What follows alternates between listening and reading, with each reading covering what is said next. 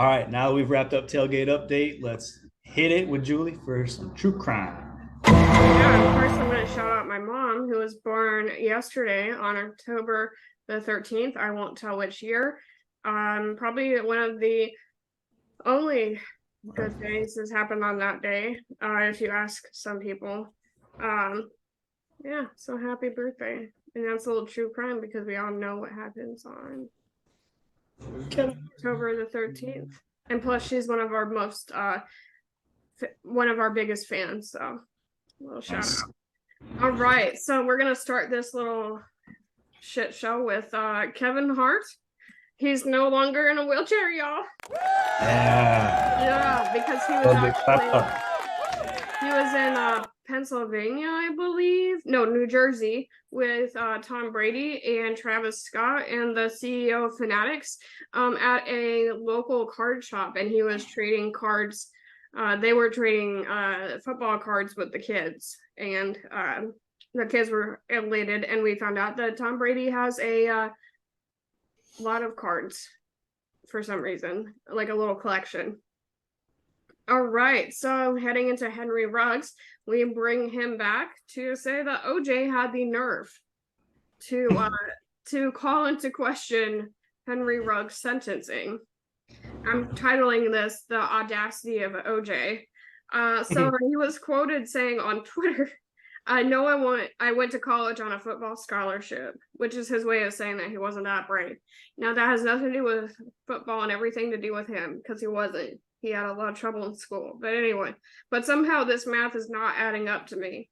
You're driving a car at roughly 160 miles per hour on a public street and end up killing a girl and her dog, and you get 3 to 10 years. So, and he goes on to talk because OJ can never make something other than about himself. Goes on to talk about the unfairness of his own sentence when he got 33 years for stealing things out of a property in what was it, California or Las Vegas or whatever. So a little healthy dose of narcissism for this week, although we're not diagnosing him with anything because we don't have the time for that. All right. Marcus May. He back. Yep, after DUI suspension, so there we go. We're just doing a little catch up here. Dion Lewis. He threatened to spit on the cop's face when they tried to pull him out of the Hard Rock Hotel and Casino in Tampa for trespassing and not leaving on a Monday at about 2 p.m. So that's where we're at with good old Dion. And he also called them some very unfriendly names. So now we have a little bit more idea about the threatening and the sort of the disorderly conduct that he was causing. So there we go with that. All right. Priorities for Dion right there at a casino at 2 p.m. on a Monday. Yeah, and spitting in cops' faces. So we have Dale Mooney, rest in peace, Dale, and thoughts to his wife, Lisa, and their 2 children. He is the Patriots fan who passed away at the Patriots and Dolphins game. There was a kerfuffle, and he ended up on the ground and was unresponsive and passed away. The last time we talked about it, the medical examiner said that there was no sign of like significant trauma to his head, but that he had an undisclosed health problem. However, the Foxborough police filed a criminal complaint for 3 Rhode Island men recently. They are alleging a word that rhymes with salt and battery and disorderly conduct. So the judge will determine if there's probable cause for the complaints in the upcoming weeks. And so there's a GoFundMe raised that has already raised $32,000 for the family since now they're out of their father is no longer around. And a restaurant from Mooney's hometown in Newmarket, New Hampshire, the Riverworks restaurant actually is donating 15% of their proceeds on Sunday the 15th to the family. So that is really sweet and a positive and a lot of not so positive things. So we'll be following that. Good old Michael Orr. He's going to be in the news for a minute, I think. Judge Kathleen Gomez has terminated the conservatorship. She says she's not seen one like it for someone who's not disabled. She said it should have been dissolved a long time ago, and the judge couldn't even believe it was done in the first place. The Blindside author, Michael Lewis, the guy who helped write The Blindside with Orr, said that Orr fabricated the story. He implied he was not useful in football, as he said, before the Tuohys, despite Orr being recognized as a top high school Tennessee player prior to ever meeting the Tuohys. And he blamed and Michael Lewis blamed a change of behavior leading to a lawsuit. A change of behavior that led to this lawsuit as a sign of CTE. And Orr, and walked it back later, saying he said that in anger and he doesn't know what's going on. So he pulled the CTE card on a guy who's trying to get a little justice. So that's where we're at there. Good stuff. Glad to know that the guy who wrote his life story is such a jerk. All right. So we got Sergio Brown here. This has been kind of a big one. It's hitting the news. And I wanted for Michael Lewis, I wanted him to see what actual probable CTE looks like for the next couple cases. And it's not over trying to get justice.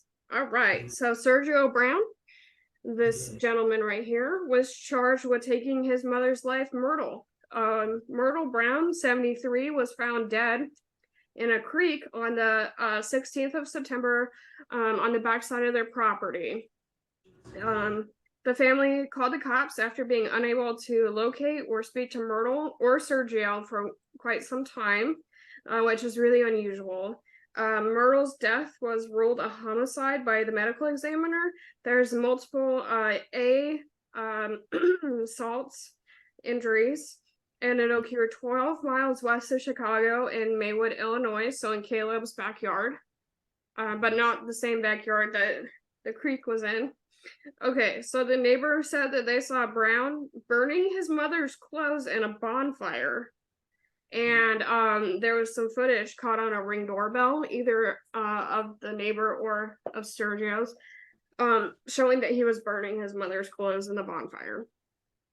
And just to note that Myrtle loved her fashion, so she was always put together, looking clean. So it kind of seems like that might have been a real personal thing because her fashion was so important to her. Some neighbors said that Sergio had been acting strange lately over the past few months, a behavioral change, an actual behavioral change, Lewis, and saying he was out of his mind. So, there's been some random videos that Sergio has been filming in Mexico. He kind of posted them randomly throughout the month they've been looking for him since they found the mom. And Brown has been blaming the FBI. He said the FBI kidnapped him twice. He said it might be the police. And he even said he thought his mom was on vacation. He also said he was on vacation at the time of the crime. So he posted a lot of videos where he doesn't appear to be coherent or like in this reality with the rest of us. And guilty or not, he doesn't actually show like any emotion or like remorse, or not remorse because that would imply guilt, but he doesn't even seem like upset about his mom dying. So he got deported from Mexico as soon as a warrant was filed, and that was earlier this week. And he made a disturbance on the deportation flight, and he had to be threatened by the captain. So right now he's in custody. There's a court hearing scheduled for November 13th. And Pat McAfee actually spoke about this on his show, saying Sergio was his teammate back in the day, and they've been friends since, and that this is not like in his normal character. He's not a normally violent guy, because sometimes you can kind of see this stuff coming, but not in this case. And the 35-year-old, in case you don't recognize Sergio on the field, he was a safety for Notre Dame, and he was a drafted free agent from 2010 to 2016, and he played for the Patriots, Colts, Jags, and Bills. So we'll be staying abreast of Sergio's news. It's pretty big right now in the true crime world, so we'll be following that unfortunate situation. So next we have Chandler Jones. Another, in case Michael Lewis was wondering what a change in behavior that looks more like it could be linked to degenerative diseases of the mind looks like. We got Chandler here. He was arrested due to a protection order violation. The order was filed after 9/12 in an incident where Chandler came to his baby mama's house with a flashlight and no shoes, rambling incoherently outside. He allegedly attempted to get into her room and pushed her against the railing as she tried to stop him. So he violated the order on the 28th of September by taking items from the home of the same lady and burning them while naked and recording the whole thing and sending it to her. He also sent, leading up to the bonfire, the second bonfire of today, he sent the woman Snapchats the morning and day of the incident, and he did seem to be aware that there was a protection order and didn't give two shits. So Chandler was fired on 9/30 by the Raiders, as we know. He was arrested on the 29th, the day after he had his little fire, his little naked fire, at Clark County Detention Center in Nevada, and he remains in custody. He has a bail for $15,000 and a court date scheduled for December. Did you just see the cat try to bite me? Flag on the play. Unnecessary roughness. Okay, 15-yard you don't penalty. like Chandler Jones either. All right. On the heels of 9/25, he had an involuntary cycle for 72 hours, allegedly due to concerning social media posts he made, and he was brought to a hospital and then a behavioral health hospital where they tried to force meds on him that he probably really needs. He alleged that he was injected with a mysterious substance when he was picked up for the hold. And just gonna throw it out here, and that was likely sedatives because he was probably wild. So if anybody's wondering, that's the most likely. I'm having way too many experience with family members in this situation. Okay, so JC Jackson, there is a warrant for his arrest due to not appearing in court regarding reckless driving and speeding charges from 2021 in Massachusetts, and he was recently traded to the Patriots after allegedly refusing to play for the Chargers. So the Patriots are optimistic, and he's excited to be back. And we are just cruising. We got Bruce here. He's really in some trouble. Michael Lewis, if you want to see another behavioral incident. I'm not gonna let that go. Isn't it Dion Lewis? No, Michael Lewis, the author of The Blind Side, who was saying that sorry. is reacting to CTE. Sorry. No, that's okay. There's a lot of names, but I'm just making sure that he knows where we're at. Okay. Bruce Miller was released last week due to being arrested for assaulting somebody. He attacked a hotel. Okay, y'all. He attacked a hotel guest after knocking on their doors. I think he thought it was their room. There was a father and mother who were in their 70s, and then their son was in the room next to them. And so Bruce here was knocking on the doors. The son came out and said that he had the wrong rooms. So in response, Bruce here attacked the son. And then when his 70-year-old father attempted to come to his aid, he punched the elderly man who suffered broken bones. Jeez, Yeah, so Bruce, after the event, he crossed the street to another hotel and was found outside alone, vomiting and bleeding from his head at the stairwell. And he told the front desk manager that he said he was good, but she called the 911 anyway. So right now he's facing 7 felonies and 1 misdemeanor. And one of the felonies cite him as using a deadly weapon that allegedly was a cane. So Brucey Bruce here is probably never coming back to the NFL again. This is not his first time. He also had another domestic incident in 2015, although I didn't dig out too much details on what that looked like. We know that this is not his first time, and so we'll be following this and interesting, kind of frankly unbelievable. Wild story. Yeah, a 70-year-old man punching a 70-year-old man and breaking his bones. All right. So our last man of the day is Mel Tucker, former NFL coach and football coach, is being investigated. College football is being investigated by Michigan State for actual misconduct. He had a phone X with a woman making inappropriate comments without her consent. So basically, it was phone X for him and a conversation for her. Tucker claims it was consensual, saying she made it up to revive her career and destroy his life.